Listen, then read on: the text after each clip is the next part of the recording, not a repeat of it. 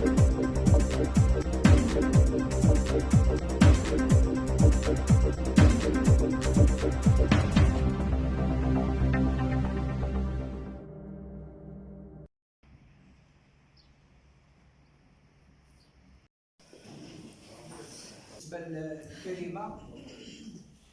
بسم الله الرحمن الرحيم.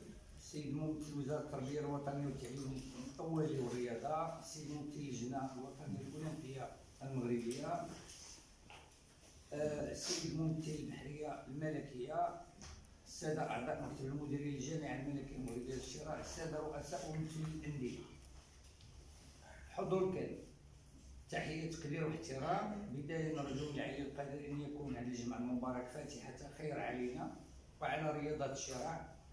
رئيسة النادي ديال محمد عضو المكتب الواحد ما نسمعوش، ما عندكش الحق. كنمثل السيده الرئيسه ديال النادي تقول لي انت ما عندكش الحق. هذا ما عندكش الحق.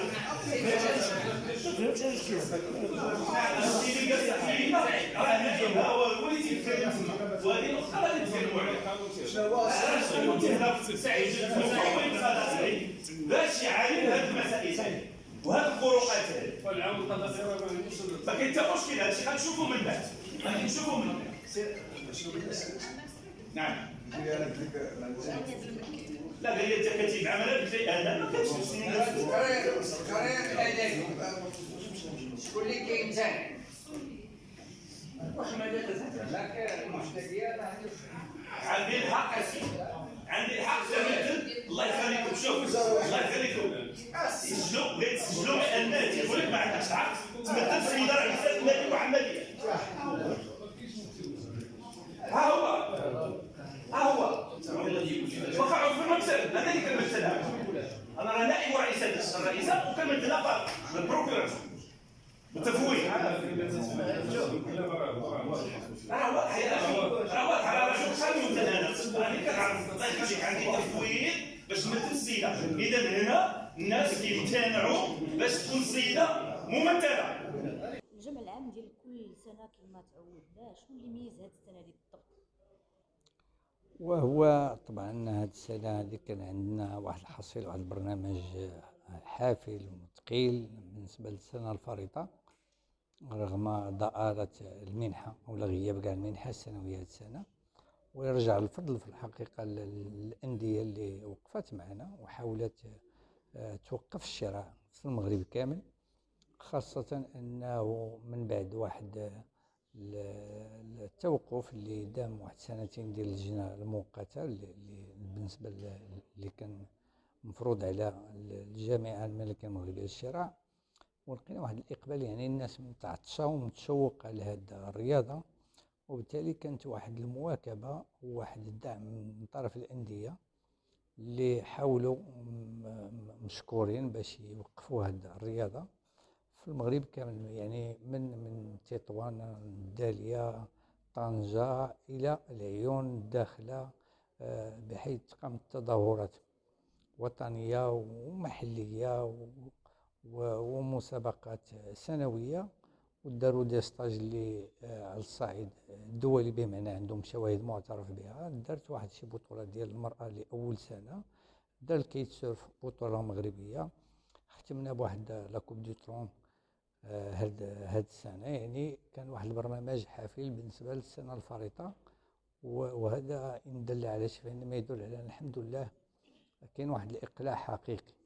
طيب تكلمتي على المنحه، داز واحد النقاش اليوم في الجمع العام حوالي 500,000 اللي دازت لكم بالغلط، وقع فيها واحد النقاش وعطيتو واحد جوج ديال الاسباب اللي كانوا سبب في داك. ممكن تكلمنا عليها اكثر؟ هو في الحقيقه احنا جلسنا مع الوزاره وكان نقاش ودرنا مراسلات عديده مع الوزاره، ولكن ما عندناش شي حاجه اللي هي اوفيسيال، شي حاجه مكتوبه. جلسنا مع ناس مسؤولين في الوزاره، واحد 500,000 اللي دازت عن طريق الخطأ، ومهم شكون اللي كيتحمل المسؤوليه. حنا بالنسبه لنا عاده كنتلقاو المنحه في شهر اوت أغسطس. وبالتالي هذيك هذا الشطر الأول ديال المنحة اعتبرناها على أن الشطر الأول أسوة بالسنة الفريطة، وبدينا كنصرفوا فيها. من بعد كنكتشفوا بأن هذيك راه مرصودة لواحد التظاهرة خاصة، ولكن بالنسبة لنا حنا ما عندناش شي حاجة كتدل على أنه لأن هذيك الفترة دازت لكل شيء في نفس الفترة، دازت لكل شيء المنحة، بدينا في الصرف ديالها على الديون السابقة. هو سوء تدبير ديال الوزاره وحنا اعتبرنا هما حملونا المسؤولية، حنا وهما كنتقاسموها، ما عندناش شي حاجة كتابية باش كان مجموعة ديال الأشياء اللي هي وكل واحد شنو كيقول. ولكن في التقدير ديالي لأنه أنا سينيت واحد المنحة ديال اللي كانت غادي ترصد ديال 500,000 الجلوب 40، سينينا على أنهم غادي يعطيو فيها 500، ولكن غتعطى غير 25 مليون سنتيم، و25 مليون حتى يوصلوا يعني من بعد 9 شهور عاد غيتلقاو الشطر الثاني، على أساس غيديروا لو تور دو موند ويكون مرفق بتقرير وكذا، يعني ماشي غير غيجيو. ولكن ما عرفتش كيفاش ترصدات في دقة واحدة.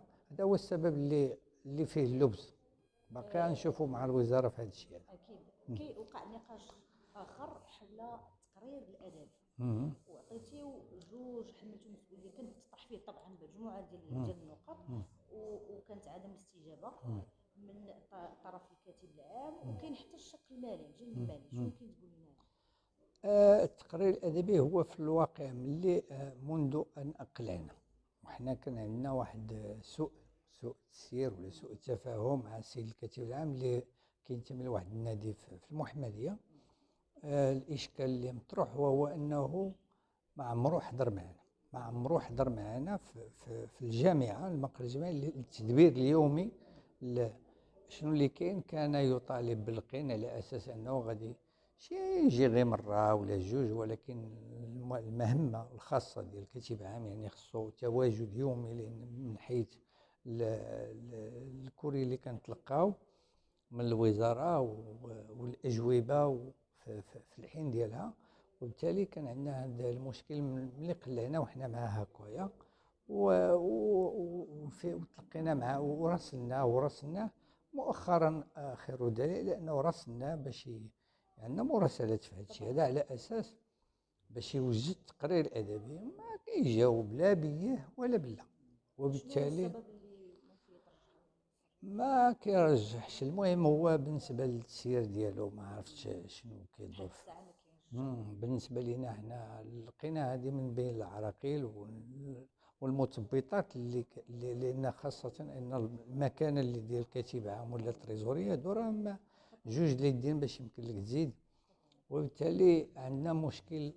خلفنا نائب الكاتب العام اللي جا مسكين من العيون باش يشرف على التقرير الادبي، غير التوقيع ديالو راه جا من العيون باش يوقعوا ونصيفطوه في الاجل ديالو. السؤال الثاني اللي قلتي لي بخصوص